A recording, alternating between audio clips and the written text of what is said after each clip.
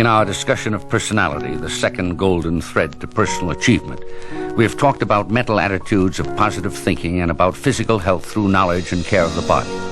Now we come to the third element of personality, equal in importance to the other two. It is a strong will. How can you develop your willpower? If a man would move the world, he must first move himself, is a saying as old as ancient Athens. True. But how does a man mobilize his will? Let us right here see where you are as you have followed my discussions up until now. You have four things going for you. 1, you have ambition. 2, you want to improve yourself. 3, you are willing to do something about it. 4, you know the way. So far, so good. But these 4 need number 5, the willpower to control, discipline, and manage yourself, so as to turn your impulses into a definite program to which you will hold yourself until you reach your goal. Let me at once make this clear. The willpower required to carry you through can be developed. What is the will? It is to all our other faculties what a commander-in-chief is to the other members of his staff. When we have consulted all of our senses and weighed all considerations in our minds, there comes the moment when we have to decide. It is the will which says, this is the decision. It gathers together the whole man and sets him into activity. The will is the man is the will. The will is the whole man in action. This brings us to an important point. You cannot look anywhere except inside yourself for the will to shape your life the way you want it to be. Nobody outside can do it for you. It is your will, and your will alone, which can make you.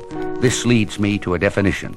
A man of will is a whole man concentrated on one achievement. You can develop such willpower by 3 stages: self-control, self-direction, and self-fulfillment.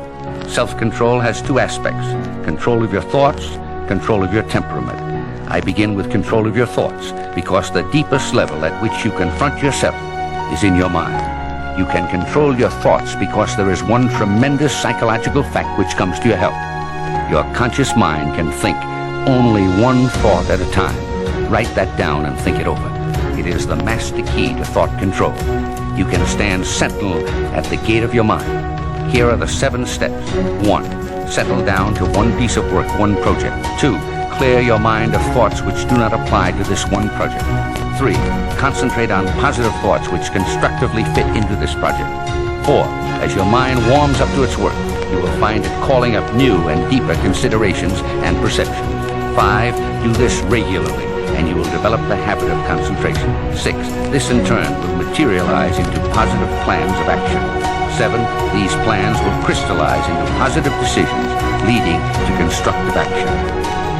As you act, you will discover things about yourself. You may find that you are lazy, that you put things off, that you are moody, or that you do not handle people well. In other words, you will learn about your own temperament. The greatest way to control your temperamental difficulties is to act. When you take positive action, you will control your temperament and swing over to a positive attitude. If you get impatient with certain people, force yourself to act in a friendly way to them. Before you know it, you will be feeling friendly toward them. Remember that it is what you do that decides how you feel, not how you feel that determines what you do. Let your will dictate your action. Thus you will master temperament. Self-control is the first step, but it is not enough all by itself. It needs to be channeled into self-direction. Self-direction has 2 aspects: concentration on one goal and persistent progress toward that goal. Note particularly that I said one goal. Just as you can think only one thought at a time, so you can move in only one direction at a time. Decide what your goal is and let everything else go. Single-mindedness in our kind of world is absolutely essential to achievement and recognition.